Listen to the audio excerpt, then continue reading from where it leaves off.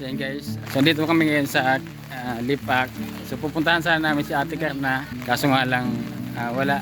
So umalis daw. So hinihintay namin. So tama-tama. Umuulan. So patila muna kami dito. So habang nagpapatila, pakakain natin na tinapay yung mga residente dito. Start muna kayo dyan. Hi, na ito si ano? Michael. Si Michael. Kaya na kayo. Kayo na bahala sa kape ha. Tinapay na sa akin. Sige na. Kulon bagay na eh. Dako lang, sakop pang gayat ang gabos. Dahil masangkap sa tawag din. Tigsararo, ay tigsararo. Tigduruwa. Tao ka magbilang. Ano ba mo no? Ha? Dali. Diyan raw. Pag may sobra, saka sa naman. Habang nagpapatila kami ng ulan, so may nilapit yung mga residente dito. Ito yung bata. So gusto nating tulungan tong bata. Upuin mo si, ano? Gusto natin tulungan tong bata at the same time, mananawagan na rin tayo kasi ito matagal na daw tong andito. Dito sa Lipak, alam niya taga-Tinambak siya, so hindi niya alam kung paano umuwi. So hinihintay niya lang, nasunduin daw siya dito. So may tinitirahan naman daw siya dyan sa itong kalapit barangay dito.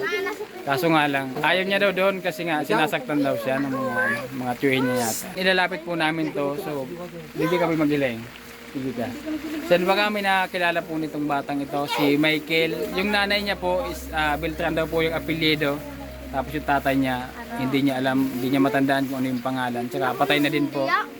And sa mga nakakilala po dito sa bata, so taga-Tinambak po siya. Yung nanay niya daw po, ano yung pangalan na nanay mo? Kikay? Kikay Beltran. So tapos ito naman si Michael, hindi niya po alam kung ano yung apelyido na. So ilalapit na rin po namin to. Sana po matulungan natin kasi yung ano niya, yung kamay niya, gusto niya din maipa-opera. So dahil wala siyang pera, so mag-isa nga lang sa buhay. So nakikiano lang siya dito sa sa mga bahay-bahay dito. Kung saan siya makikain, doon na lang. So ito po yung kamay niya, nabali daw po ito. Ayan.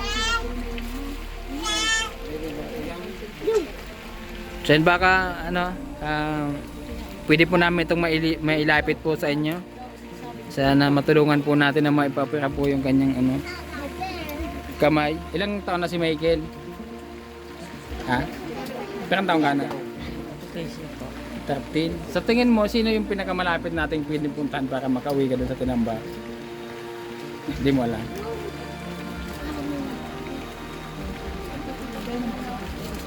Okay, may gusto kong sabihin sa mga kamag-anak mo kaya dun sa mama mo? Wala? Masama ba yung loob mo sa nanay mo? Sa mama mo? Ha? Dahil? Kung bibigyan ka ng chance na makauwi dun sa inyo, uwi ka? Mas gusto mo doon? Ayaw mo dito? Dami dito pinong tirahan kasi maraming bahay dito. Gusto mo talaga sa inyo? So ilang taong ka nang hindi nakaka-uwi? Haloy na po. Matagal na? Gano'n na katagal? Aki pa po ako. Ilang taong ka umalis dun sa Tinambak? Tayo ko pa maparam taki. Batang-bata ka pa talaga. So paano kayo napunta dito? Ikaw paano ka napunta dito? Diyan, diyan po ka, amin diyan. Hinatod ko ako diyan kasi ina ko. Ginatid ka dyan ng nanay mo. Pagkahatid sa'yo ng nanay mo, saan siya pumunta? Sabi dama, trabaho. Sa Manila. Tapos di ka na binalikan hanggang ngayon. Ngayon kung may sasabihin ka sa nanay mo, anong gusto mo sabihin? Ha? Wala? Sabihin mo na, baka sa nanay, baka pwedeng kurin mo na ako dito kasi nahihirapan ako dito. Ha? Bakit? Baka masundo ka dito kasi mas maganda yung kapiling mo yung mga magulang mo kaysa naman sa, although hindi ka lang pinapabayaan dito kasi mabait naman yung mga tao dito. Sabi nga nila, kahit saan ka kumain dito, pwede. Mas maganda pa rin yung kasama mo yung magulang mo. May gagad kayo ng maayos. Yun ang sabi ko sa mama. pa. Ayaw mo? Pero kung ano talaga, gusto mong umuwi sa inyo. Gusto mong mahanap yung mama mo. Oh, yan ano gusto mo sabihin. Sige na. Ayaw mo talaga. Ilan kayo magkakapatid pala? 5 po. Ha? 5. 5? Asan yung iba mong kapatid? Nasa ano po, Pangasinan. Ikaw lang yung andito? Sino yung tinutuloy mo dati sa ano, sa Tinambak? Lulawang ko po. Lola mo? Ano yung pangalan ng lola mo? Hindi ko na po aram. Hindi mo tanda? Yung apelido wala ka man lang matanda? Wala? Si ate, ano pangalan ni ate? Mona Lisa po. Ayan, so kumusta naman si Michael dito ate? Si Michael, kaso itong napadpadan idi sa muya, ning makahirakon, ning siyang madagusan. Siyempre, sumakataraid mi, tatabangan siya na pakakanon. Tapos ning, siyempre, papasak dumi siya, igdi tanganing makakuha siya ning daw, dit na kwarta na pangbakal niya ning itong pangangaipon niya man. Talagang makahirak siya. Nakikiubak po siya ng mais. Tapos iyo po itong nangyari sa iyang nahulog siya. Kaya naghahagad man po siya sa kuya ng itong tabang na atod ang mapabulong siya. Kaso dahil ko man kayang matabangan. Kaya sumang kataid mi man nahirak man yun sa iya na kay tigkukup po siya. So itong nanay ni Michael kung hain man siya, sana madangog niya o mahiling niya ining live ningon niya na sana punong siya igdi sa lip up.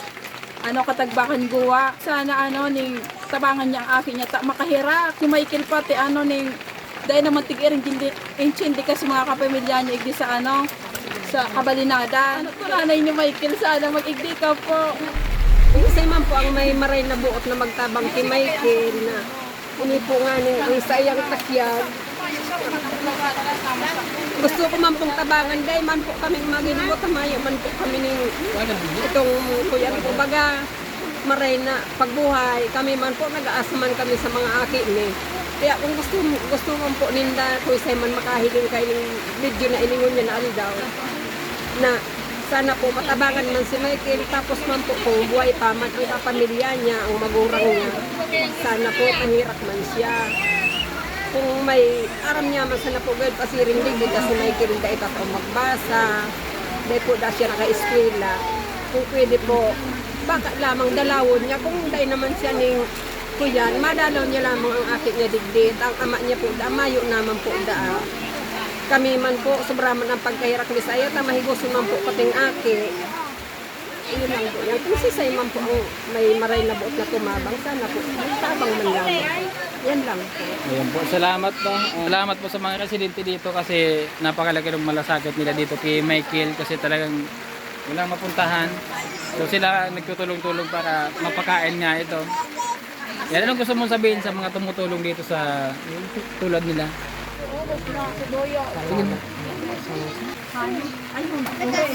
Ayan, walang masabi si Michael. So yan, muli po kami nag-iusap dun sa magulang ni Michael. So baka po mapanood nyo ito. Kaya may mga kamag-anak si Michael na mapapanood ito. Baka pwedeng bisitahin nyo si Michael dito. Kaya kupin nyo na lang kasi nakakaawa naman ito kung saan siya nakikain dito. Ayan, doon naman sa mga gustong tumulong kasi yung kamay niya guys, ganyan po yung itsura ng kamay niya dahil na po sa pagkahulog kaya na-dislocate tong kanyang siko, braso. So umusli po yung kanyang buto. So kailangan daw po itong pa-opera. Yan, sa mga nais po magpaabot ng tulong, ngayon pa lang po magpapasalamat na kami. Ayan, doon na lang sa magulang talagang pasuyo na lang po. Baka kilala niyo po yung magulang nito. Si Ate Kikay Beltran, baka kilala niyo po. Ayan, pwede po kayo mag-message sa aming Facebook account. Ilalagay din po namin sa description yung contact number po namin para mas madali niyo po kami makontak kung sakaling makita po natin yung mga magulang nito o kung pag nakita po natin yung mga magulang nito tapos yung mga kamag-anak po.